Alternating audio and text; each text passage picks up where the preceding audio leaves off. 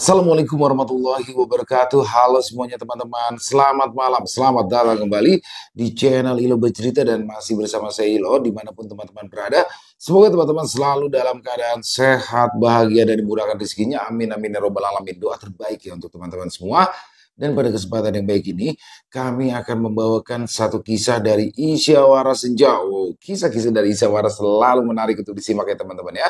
Tapi sebelum kita masuk ke dalam kisahnya, buat teman-teman yang mungkin belum subscribe, bisa diklik dulu tombol subscribe. Jangan lupa lonceng notifikasinya juga dinyalakan agar teman-teman selalu mendapatkan notifikasi dari konten-konten yang akan kami upload di setiap harinya. Dan untuk channel Ilo Bercerita kami upload setiap hari teman-teman ya, setiap malam jam 9 malam waktu Indonesia bagian Barat. Oke, gak pakai berlama-lama lagi. Pasti udah gak sabaran kan untuk masuk ke dalam kisahnya. Kita langsung saja masuk ke dalam kisahnya. Kita berangkat ke Jawa Tengah.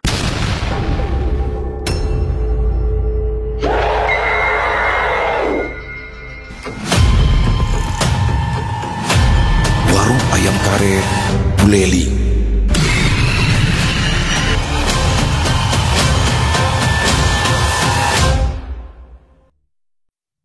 Setiap pagi, sebelum matahari terbit, Buleli sudah berdiri di dapur, tangannya terampil menyiangi bahan yang akan digunakan untuk berdagang. Daging ayam yang sudah bersih dipotong menjadi 8 bagian, lalu dimasukkan ke dalam baskom aluminium besar di sampingnya. Tumpukan serai, daun jeruk, lengkuas, dan juga kunyit sudah ia haluskan semalam. Dapur itu kecil, hanya beratapkan seng dan berdinding papan yang menghitam oleh asap. Kompor besar di pojok ruangan menyala terus sejak subuh tadi.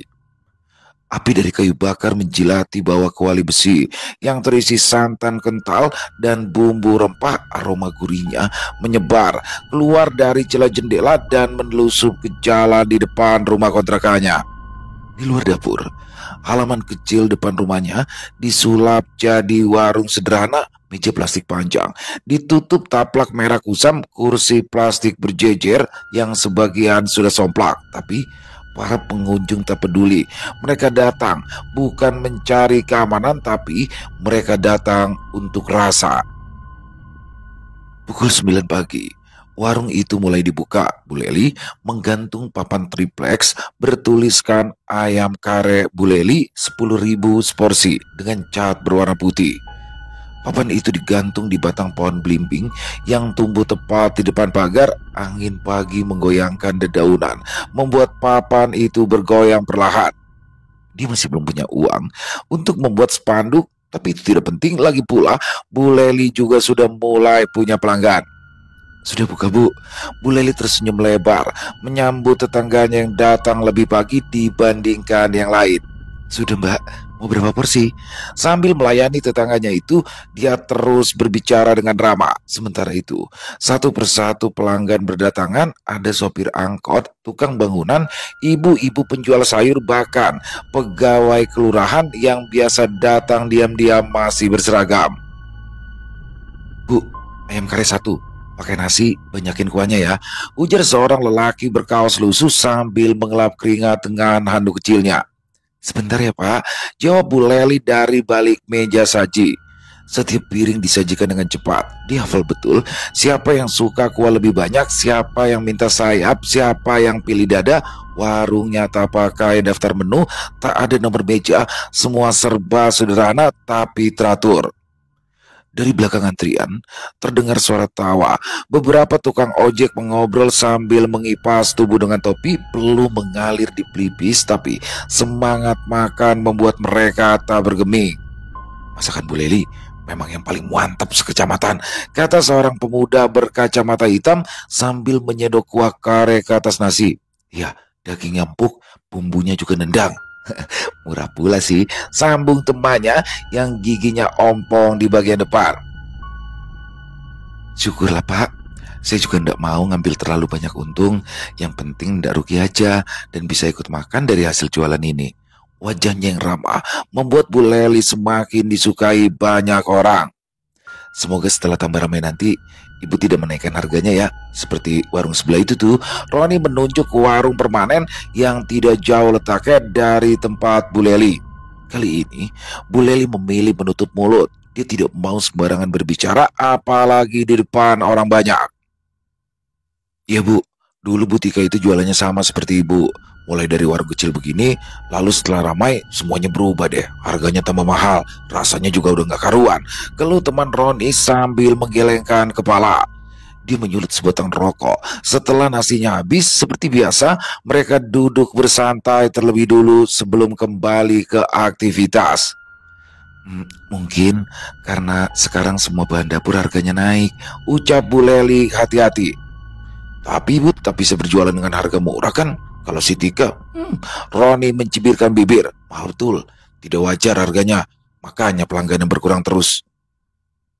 Kalau Bu Leli mah memasang harga murah sepertinya karena ingin bersedekah juga kan Bu? Celetuk teman Roni, Bu Leli jadi salah tingkah apalagi. Ketika berpuluh-puluh pasang mata terarah padanya, dia menyaut pelan. Ya, begitulah. Wajahnya merah padam seperti kepiting rebus. Dia tidak suka ditanya-tanya seperti ini. Perasaannya jadi lebih baik setelah Roni dan temannya membayar pesan mereka dan segera pergi. Setelah sore, Bu Leli segera menutup warung dibantu oleh Tarman, suaminya. Mereka diam-diam saling bertukar senyum puas karena dagangan mereka kali ini kembali habis tak bersisa. Jangan lupa menabung Bu, siapa tahu nanti kita bisa membeli rumah, pesan Pak Tarman sambil mengunci pintu warung. Beres Pak, jangan khawatir. Ya, saat ini mereka tinggal di rumah kontrakan yang sempit. Dindingnya papan, berlantai semen kasar, atapnya bocor di beberapa titik. Angin malam masuk dari celah-celah dinding. Kalau hujan datang, air merembes sampai ke ruang tengah, lantai menjadi licin, bau lembab juga sulit untuk dihilangkan. Namun, keadaan mereka dahulu lebih menyedihkan daripada sekarang ini. Setengah tahun lalu, mereka masih sering kelaparan karena tidak punya bahan makanan. Bu Leli mengusap matanya yang mulai terasa panas ketika dia ingat kehidupan mereka yang susah di masa itu. Suami yang bekerja sebagai pemungut sampah di kompleks terdekat, setiap pagi ia berkeliling kompleks dengan membawa gerobak besar untuk mengangkut sampah dari tiap rumah.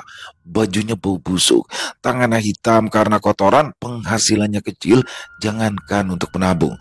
Untuk makan saja susah. Kadang, Pak Tarma terpaksa memungut sisa sayur yang masih bisa dimanfaatkan untuk diolah istrinya. Bu Leli sendiri hanyalah ibu rumah tangga. Kadang ia bantu bersih-bersih di rumah tetangga dengan diupah 10-20 ribu sehari. Sedangkan dua anaknya masih sekolah dasar. Mereka terpaksa ikut belajar hidup hemat. Makan pagi dan siang dijadikan satu, malam kadang hanya makan ubi rebus saja. Yang penting bisa mengajal perut supaya tidak kelaparan. Bosan hidup susah, Bu Leli nekat pulang sendirian ke kampung halamannya. Dia ingin meminta bantuan pada kerabatnya untuk mencari jalan keluar dari kemiskinan yang selama ini menjerat keluarganya. Keluarganya melihat keadaan Bu Leli menyedihkan, segera memberi bantuan. 1 minggu kemudian, ia pulang kembali ke kota dengan perasaan percaya diri. Setibanya di rumah, dia mengajak Pak Tarman suaminya itu berbicara. Kita harus nekat kalau mau mengubah nasib. Lelaki penyabar itu memandang istrinya dengan penuh tanya. Memangnya kita bisa apa, Bu? Aku ini cuma lulusan SMP. Jarang ada perusahaan yang mau nerima lulusan SMP di zaman seperti sekarang ini. Bu Leli menggeleng. Pak, aku ada cara untuk membuat keadaan kita jadi lebih baik. Tapi itu semua tergantung kamu. Apa kamu setuju atau tidak dengan rencanaku ini, Pak? Rencana? Rencana apa? Perempuan yang sebenarnya masih muda tetapi sudah terlihat tua karena beratnya hidup itu segera beringsut mendekati suaminya.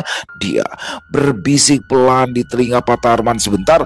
Mata suaminya langsung terbelalak kaget. Jangan aneh-aneh toh Bu.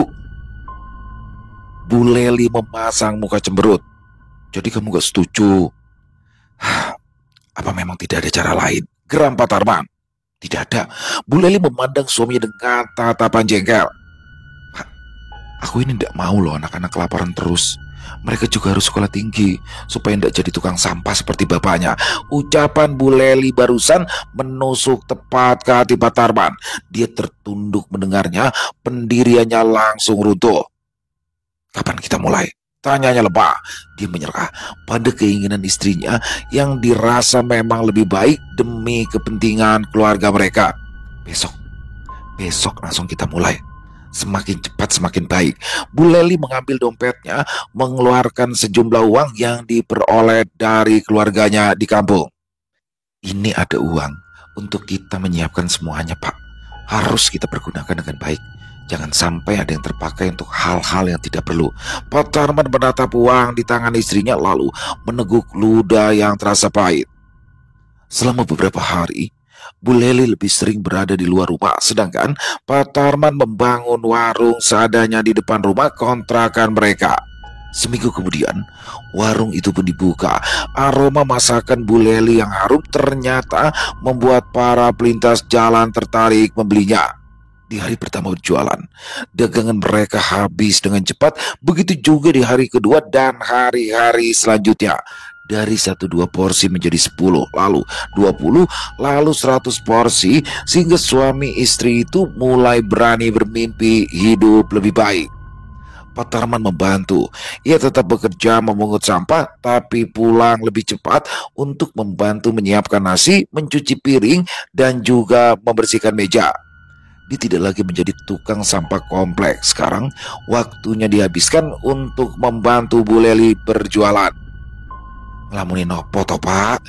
Tanya Bu Leli pada Pak Tarman yang tengah duduk sambil menghisap rokok. Lamunan Pak Tarman buyar. Dia tersenyum pada istrinya. Aku cuma teringat kejadian beberapa bulan lalu, Bu.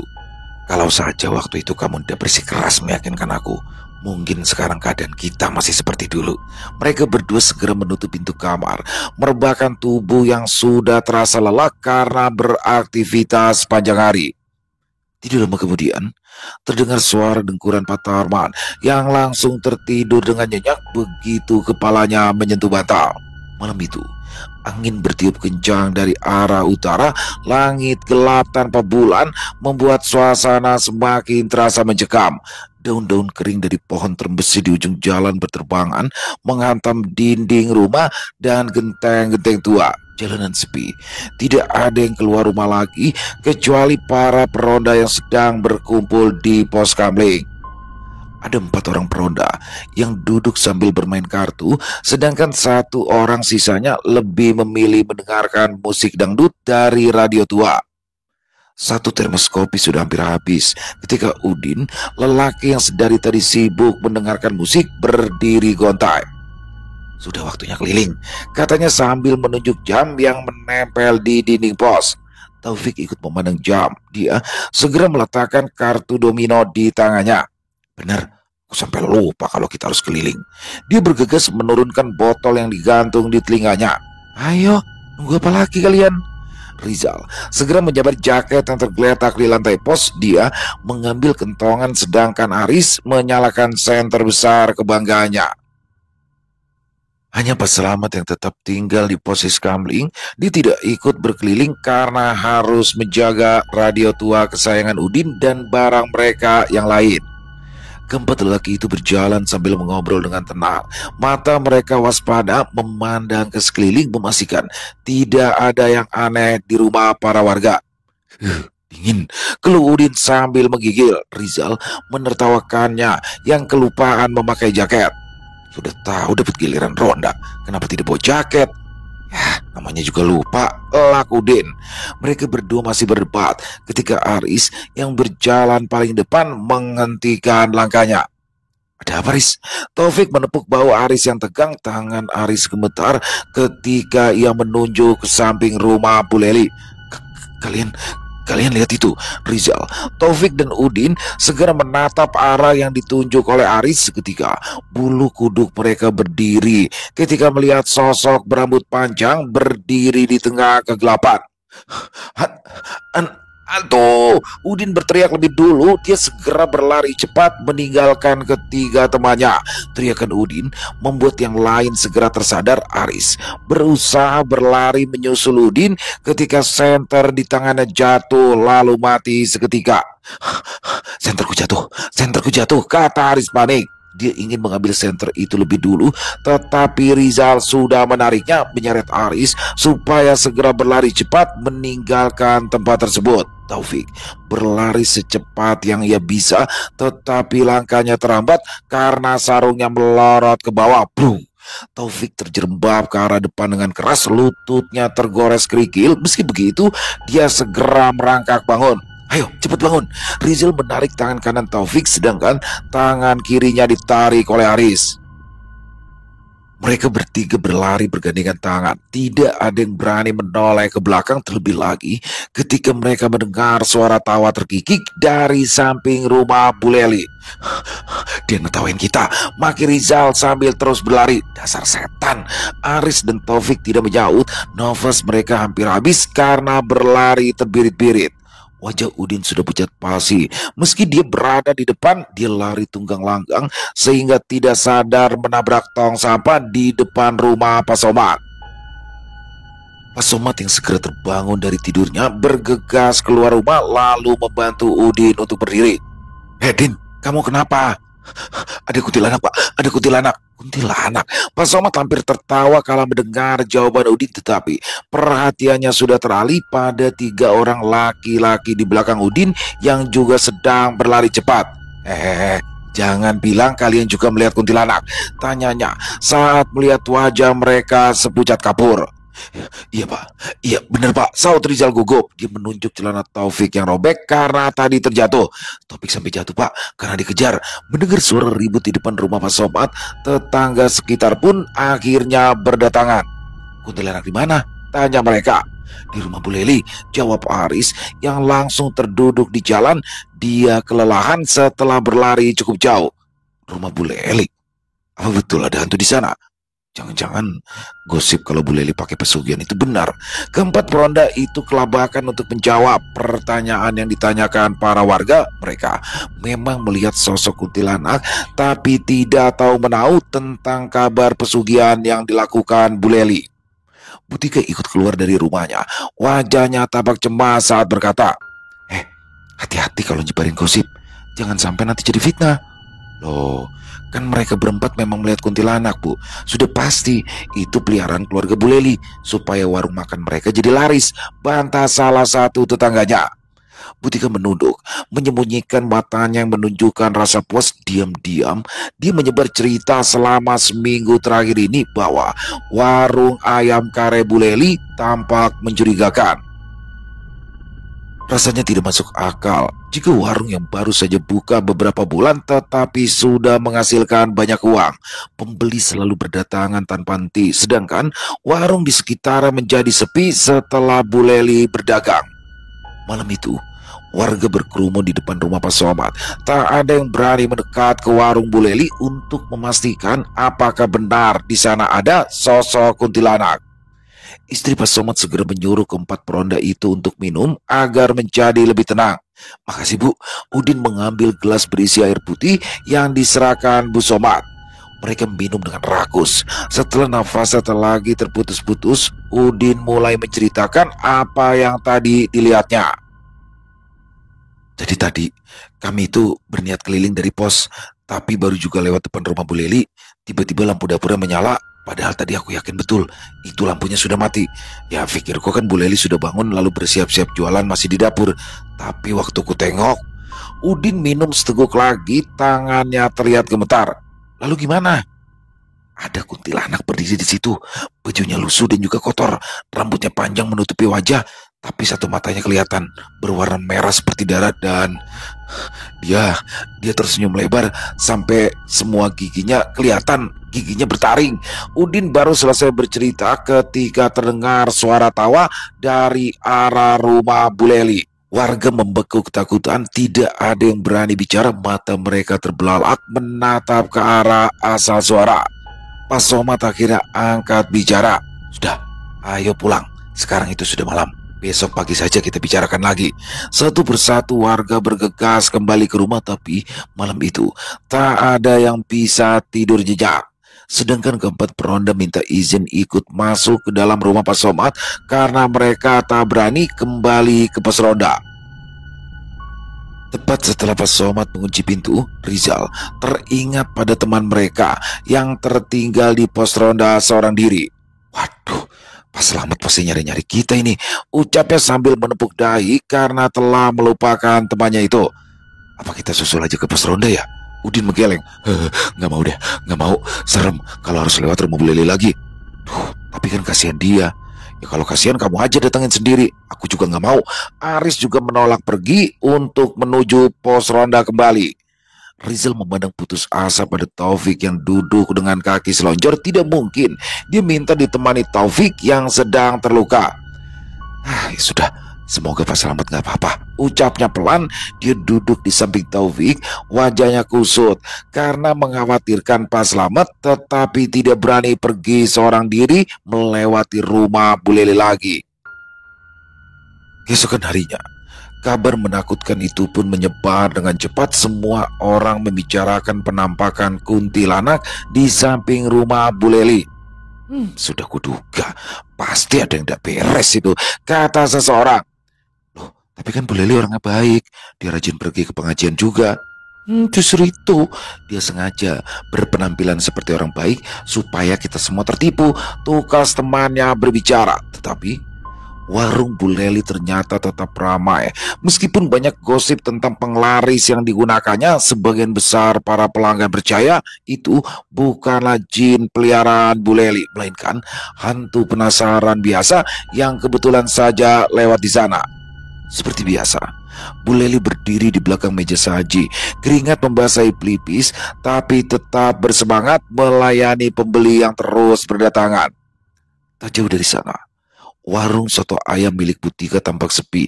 Mejanya yang biasa ditata rapi kini berdebu. Tika duduk di bangku panjang, matanya menatap ke arah keramaian di warung ayam kare Bu Leli. Pandangannya redup, sedangkan matanya cekung. Pagi itu, dia sudah batuk beberapa kali, sehingga tidak bisa jauh dari sapu tangan. Setiap kali dia batuk, selalu ada bercak merah yang keluar bersama dahaknya. Tika terbatuk lagi, lalu dia berdahak keras, matanya menyipit saat melihat darah yang ikut keluar. Tubuhnya menggigil, dadanya pun berat. Tapi yang paling menyakitkan baginya saat ini bukanlah kesehatan tubuh, melainkan rasa iri yang terus menggerogoti pikirannya. Tega banget sih dia, pakai apa sih sampai orang-orang gak bosan-bosan makan di sana tiap hari, gumamnya jengkel. Dia bangkit perlahan dari bangku, langkahnya sedikit goyah sehingga tangannya memegang pinggiran meja agar tidak roboh. 2 hari terakhir, tubuhnya terasa semakin lemah. Dia sulit tidur karena batuk berdahak yang makin sering keluar bersama darah. Tapi dia menolak untuk pergi ke puskesmas ketika suaminya mengajak. Ini pasti ulah si Leli. Dia tidak hanya menggunakan penglaris untuk mematikan rezeki warung tetangga, tetapi juga mengirimkan santet. Bu Tika kembali terbatuk keras. Kali ini lebih parah, darah yang keluar lebih banyak sehingga menodai pakaian yang dikenakannya. Adik iparnya, Weni, yang tinggal bersamanya langsung panik melihat keadaan Bu Tika. Mbak, kita harus segera ke rumah sakit. Ini udah gak bisa dibiarkan. Dim, ini bukan penyakit medis. Kamu gak tahu, bentaknya. Ini pasti kiriman si Leli yang mau aku cepat mati. Weni menangis, tetapi ia tetap memaksa Bu Tika pergi. Suami Bu Tika juga menyetujui usul adiknya itu. Sore itu juga, mereka membawa Tika ke RSUD di kota. Ketika hasil pemeriksaan keluar, dinyatakan bahwa Bu Tika mengalami tuberkulosis aktif. Paru-paru Bu Tika harus segera diobati selama 6 bulan agar tidak semakin parah. Dokter menjelaskan panjang lebar tentang keadaan Bu Tika saat itu, tetapi Bu Tika seolah tidak mendengarkan. Dia bahkan tampak tenang-tenang saja meskipun Pak Slamet, suaminya, khawatir melihat keadaan Tika yang selalu batuk tanpa henti. Beberapa hari kemudian, desas-desus baru pun muncul. Kali ini dari Bu Tika sendiri yang terus bercerita ke tetangga terdekat. Dokter bilang aku kena TBC. Tapi aku yakin ini bukan penyakit biasa. Ini pasti kiriman santet. Weni mengeluh pelan kalau mendengar kakak iparnya itu kembali menyebut kata santet. Loh, memangnya kalau itu santet, Siapa yang kamu curigai mengirimkan santet itu? Tanya seorang tetangga yang menjadi teman Butika bercerita. Butika memejamkan mata, lalu ia berkata penuh kebencian. Siapa lagi kalau bukannya si Leli? Leli? Ya iyalah, pasti si Leli. Dia itu tidak suka melihat ada saingan di sekitaran warungnya.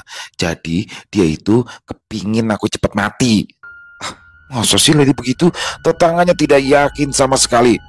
Tapi kalau dipikir-pikir lagi ya, sejak dia berjualan, warung-warung lain memang jadi sepi sih. Ya iyalah, dan warungnya sendirian aja yang ramai. Padahal sudah ada yang pernah melihat kuntilanak loh. Kuntilanak peliharaannya dia keliaran di sekitaran warungnya.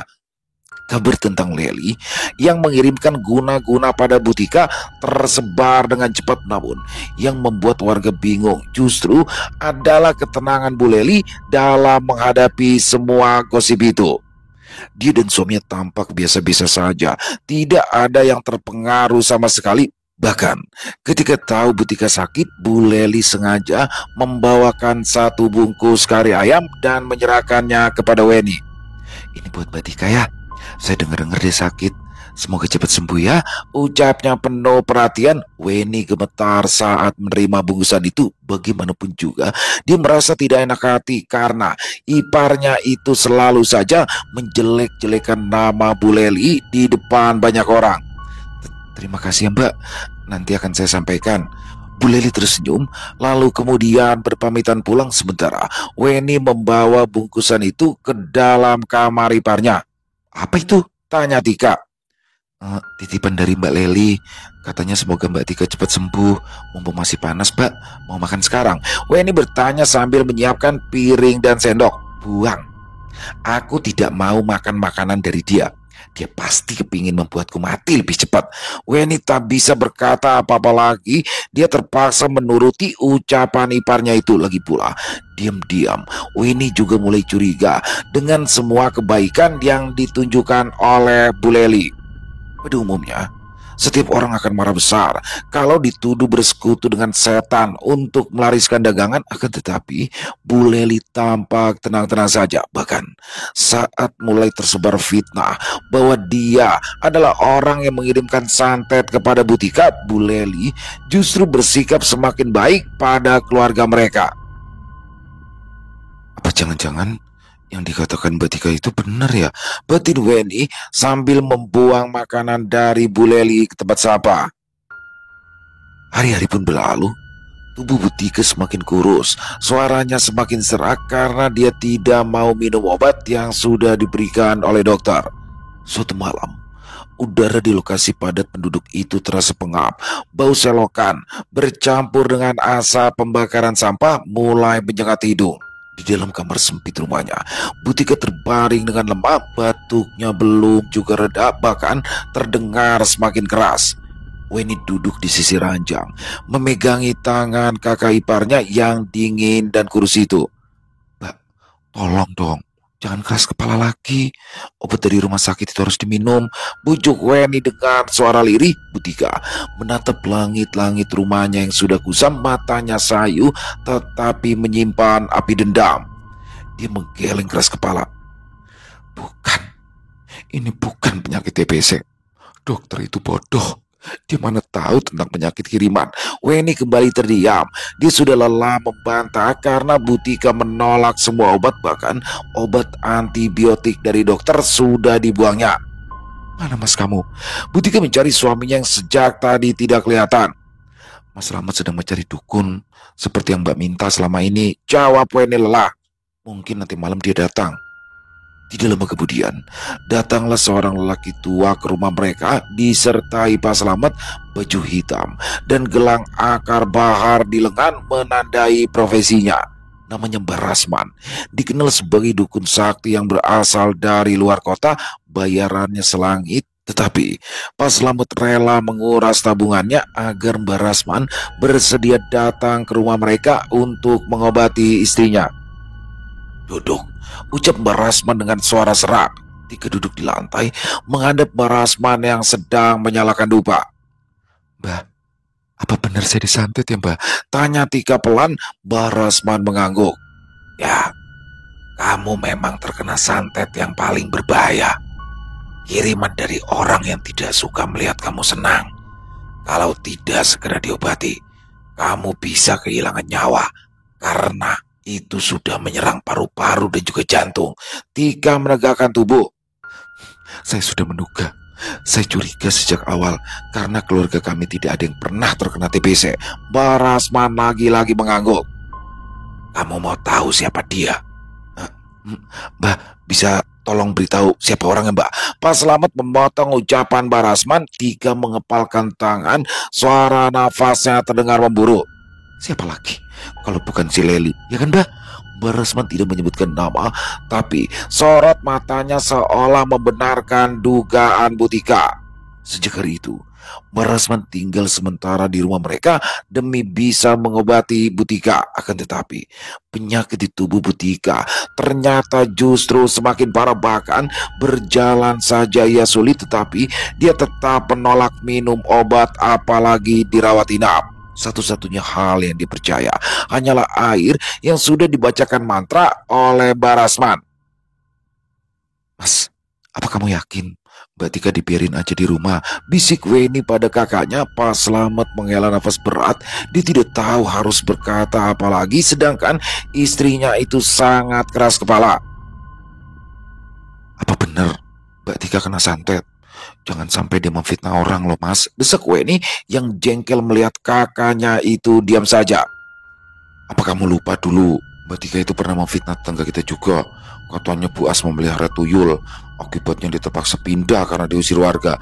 Wajah Pak Slamet semakin kusut. Bukan hanya Bu As yang pernah menjadi korban fitnah dari Tika, tapi ada juga Sinta yang dituduh hamil di luar nikah. Tuduhan Butika waktu itu berakibat fatal. Keluarga Sinta tidak terima anak mereka hamil, sedangkan Sinta sama sekali tidak punya pacar. Butika hampir saja dibawa ke kantor polisi, tetapi Pak Slamet segera turun tangan dan meminta maaf di depan banyak orang atas kelakuan istrinya yang memalukan. Aku juga bingung, Wen, ucap Slamet sambil mengkaru-karu kepalanya. Tapi kalau ini bukan santet, kenapa coba Barasman bilang begitu? Weni mengerutkan alis. Ya mungkin itu hanya akal-akalannya aja, Mas, untuk dapetin uang. Jangan bicara sembarangan kamu. Seminggu setelah obrolan kedua kakak beradik itu, Butika akhirnya mengembuskan nafas terakhirnya. Hari itu, hujan turun deras sejak dini hari. Langit mendung suram, seperti suasana hati keluarga yang berkumpul di halaman rumah Butika. Tubuhnya terbujur kaku di ruang tamu, dikelilingi oleh keluarganya yang berduka. Aroma tanah dan kayu basah memenuhi udara. Beberapa perempuan tetangga menyeka air mata, tapi sebagian besar hanya diam. Mereka tidak terlalu dekat dengan Tika. Apalagi perempuan itu juga tidak ramah dan suka menyebar fitnah. Butika meninggal dini hari tadi dalam keadaan tubuh yang tinggal tulang dan kulit. Jenazahnya terlihat menyedihkan dengan mata cekung serta rahang yang menonjol. Batuk darah yang terus-menerus menghancurkan paru-parunya. Weni diam-diam menyesali sikap kakaknya yang lemah pada istrinya. Meskipun dokter telah memberikan diagnosis tuberkulosis akut, Butika masih bersikukuh bahwa dirinya disantet oleh Bu Leli. Bukannya memaksa Tika untuk menjalani pengobatan medis, Pak Slamet justru meminta bantuan dukun untuk mengobati istrinya. Yang sabar ya, Mas, ucap Tarman yang hari itu datang untuk bertaziah. Slamet terkejut. Dia buru-buru mengangguk lalu menundukkan kepala. Slamet tidak tahu harus bersikap apa pada orang yang selama ini selalu menjadi sasaran tuduhan istrinya. Setelah zuhur, iring-iringan jenazah bergerak menuju pemakaman umum. Hujan masih menyisakan gerimis sehingga jalanan menjadi becek. Air mengalir deras di selokan yang mampet. Mobil jenazah tidak bisa masuk ke gang sempit, jadi para lelaki menggotong keranda dengan hati-hati agar tidak tergelincir. Kuburan yang disiapkan untuk tiga berada di sisi utara pemakaman, dekat pohon kenanga besar yang akar-akarnya menjalar kemana-mana. Sebenarnya, beberapa tetangga mulai menggali sejak pagi, tapi pekerjaan mereka terhambat, tanahnya keras dan penuh batu. Cangkul mereka terus saja menghantam batu, suara dentingnya menambah muram suasana. Aris berhenti menggali sebentar. Aneh, tanah di sini biasanya empuk, sekarang keras seperti batu. Gumamnya pada rekannya, mereka terus mencangkul, tapi tak banyak ada kemajuan. Dah, jangan banyak keluh. Rizal kembali melakukan pekerjaannya. Sebentar lagi mereka datang. Benar saja, tidak lama kemudian rombongan pengantar jenazah datang. Loh, kenapa masih belum selesai? Tanya Pak Slamet dengan nada meninggi. Taufik menggeram, pinggangnya hampir patah karena dipaksa bekerja keras sejak tadi pagi. Jangan ikutan marah, dia sedang berduka. Udin menyenggol lengan Taufik, memaksanya agar menahan emosi. Ya siapa yang gak jengkel? Kita ini kerja sukarela loh. Bukannya mendapat ucapan terima kasih tapi malah dimarahi. Taufik kembali menggerutu. Desis Rizal dan Udin bersamaan sehingga Taufik terdiam. Beberapa warga laki-laki segera turun tangan untuk membantu menggali lubang kubur agar cepat selesai. Saat akhirnya lubang cukup dalam, mereka kembali mendapat kesulitan. Lubang kubur kini terisi air setinggi mata kaki. Hujan tambah deras, Mas, ucap Weni sedih sambil memandangi langit yang mendungnya semakin gelap. Mereka sudah berjam-jam berada di sana. Jenazah Tika harus segera dikebumikan. Tidak ada pilihan lain. Pak Slamet pun terpaksa menerima saja keadaan liang kubur istrinya yang terus mengeluarkan air. Setelah jenazah dimakamkan, sebagian besar orang memilih untuk pulang lebih dulu. Hanya tersisa keluarga saja yang bertahan di sana. Di malam harinya, lumayan banyak yang datang ke acara tahlilan Tika. Mereka datang untuk menghargai Pak Slamet yang terkenal baik walau memiliki istri julid. Wajah Weni tampak sembab saat di dapur. Dia memandang tak enak hati pada Bu Leli yang sejak tadi membantu memasak untuk hidangan saat tahlilan. Mbak Leli, kamu gak sakit hati sama mendiang Mbak Tika? Tangan Bu Leli yang sedang menyuir ayam untuk soto berhenti bergerak sebentar. Ia lalu mengangkat kepala. Sakit hati untuk apa? Ya, dulu kan almarhumah sering memfitnahmu, ucap Weni malu. Bu Leli tertawa hambar. Dia kembali melakukan kesibukannya. Para tamu sudah datang. Ayo, cepat disiapkan. Weni memandangi Bu Leli. Lidahnya terasa keluh ketika ia berbisik. Mbak, aku minta maaf. Hantu, ada hantu. Keributan di luar rumah membuat para perempuan di dapur beramburan kaget. Di mana? Di mana ada hantu? Mereka berlari ke depan, lalu menjerit ketakutan ketika melihat sosok di depan pintu yang terbuka lebar. Semua orang melihat dengan jelas sosok pocong Bu Tika berdiri di sana. Baunya busuk, membuat beberapa orang muntah karena tak sanggup menciumnya. Ketika Weni tidak percaya pada apa yang dilihatnya sekarang, dia berjalan mundur, lalu mencengkram erat tangan Bu Leli yang berada tak jauh darinya. Bibir Bu Leli juga pucat. Dia gemetar ketakutan melihat sosok pocong itu mulai melayang ke arah mereka. Lalu dia dan juga Weni pingsan pada saat bersamaan. Malam itu, acara tahlilan di rumah Pak Slamet berakhir ricuh. Semua orang berlari ngeri. Pintu rumah terbuka lebar, tapi tidak ada maling yang tergerak mendekat ke sana. Makanan yang sedianya disajikan untuk para tamu berakhir basi dan harus dibuang ke tempat sampah pada esok harinya ketika Slamet datang untuk membereskan rumah. Weni sendiri, dia menginap di rumah tetangga yang lain karena dia jatuh sakit setelah kejadian mengerikan tadi malam. Badannya lemah dan hanya bisa berbaring di tempat tidur sepanjang hari. Acara tahlilan pada malam selanjutnya terpaksa diadakan di musola terdekat. Itu pun hanya dihadiri oleh beberapa orang saja. Yang lain lebih memilih bersembunyi di dalam rumah daripada harus melihat sosok pocong Bu Tika lagi. Namun bukan berarti mereka aman. Selama seminggu berturut-turut, kampung mereka dicekam kengerian, terutama teman-teman Butika yang dahulu sering diajaknya bergosip. Setiap malam, Butika datang meneror mereka, mengetuk tiap pintu menggunakan kepalanya sehingga penghuni rumah tidak bisa tidur karena ketakutan. Bukan hanya temannya sesama penggosip yang diteror, tetapi juga orang-orang yang pernah menjadi korban mulutnya yang suka menyebarkan fitnah. Hampir setiap malam terdengar teriakan meminta tolong karena teror pocong tiga. Leli yang juga menjadi sasaran fitnah Butika pun terpaksa berhenti berjualan untuk sementara waktu karena selalu diganggu sosok pocong.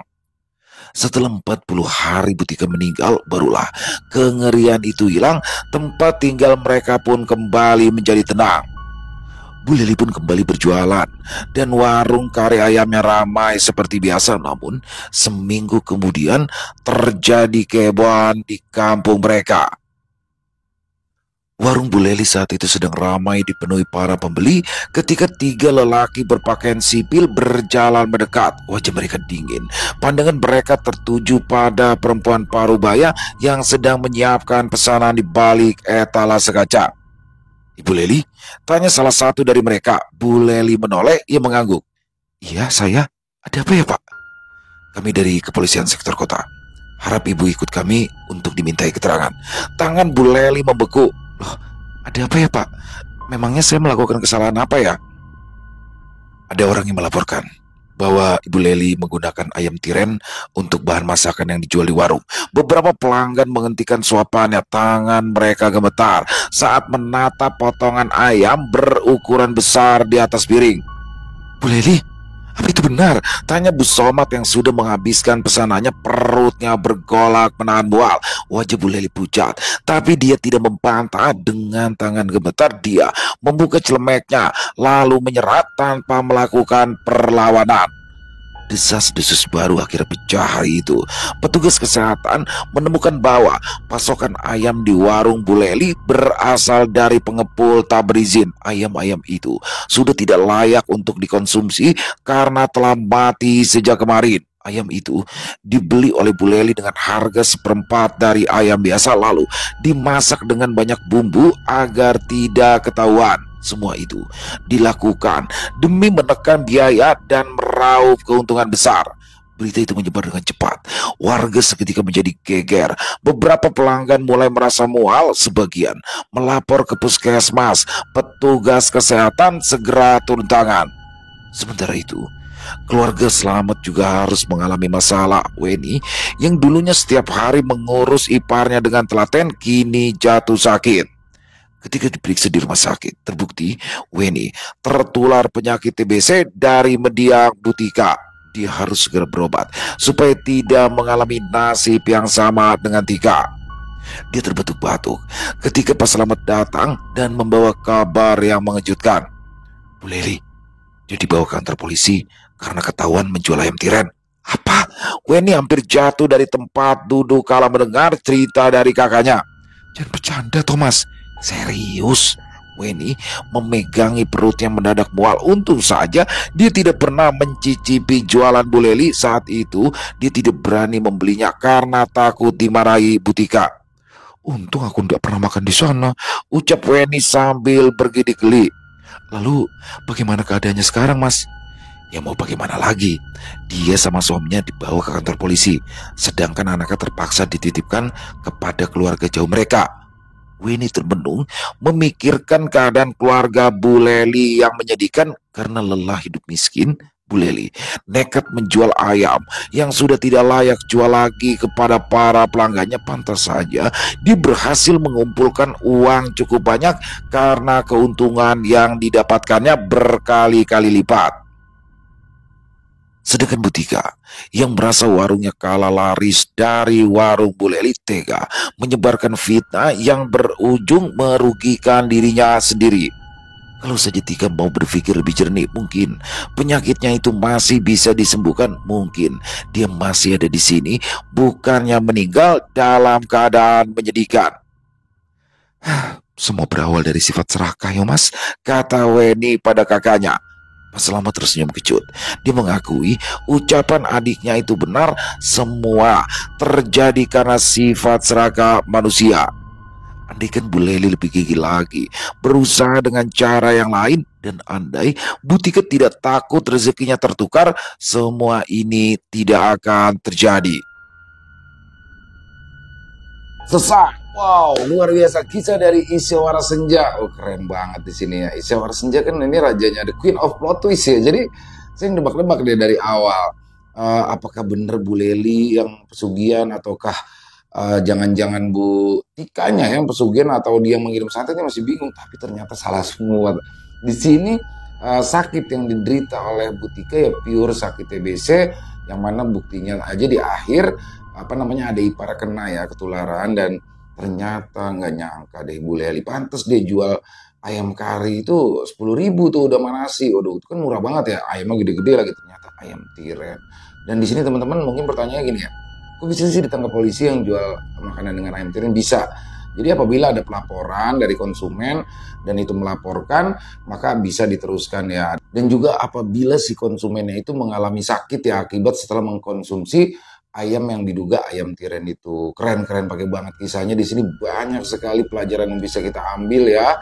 Dari Bu Tika yang suka memfitnah dan bersuzon, bahkan dia TBC tapi katanya diguna-guna sampai nggak mau diobatin, padahal TBC itu kan 6 bulan ya, paling nggak 6 bulan kalau minum obat secara rutin itu bisa sembuh. Jadi banyak sekali intinya yang bisa kita ambil ya teman-teman ya.